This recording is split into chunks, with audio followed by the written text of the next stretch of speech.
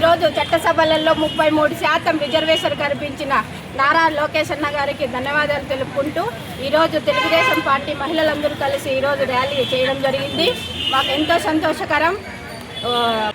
అనేక స్థానాల్లో ఈరోజు నారా లోకేష్ గారు మహిళలకి 33% రిజర్వేషన్ కల్పించినారంటే అది ప్రపంచంలోనే నెంబర్ 1 రికార్డ్ అని మేము మా తెలుగు మహిళలందరము కోరుకుంటున్నాం.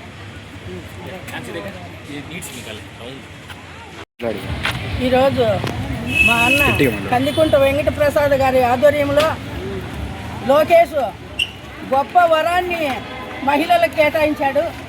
ఇంతేకాకుండా నారా చంద్రబాబు గారు అయితేనేమి, ఆ రోజు ఎన్టీఆర్ అయితేనేమి మహిళల గురించి మహిళలకు ఏవైతే హక్కులు ఉన్నాయో అవి ఏర్పాటు చేసిన ఘనత ఏదన్నా ఉందంటే అది టీడీపీది.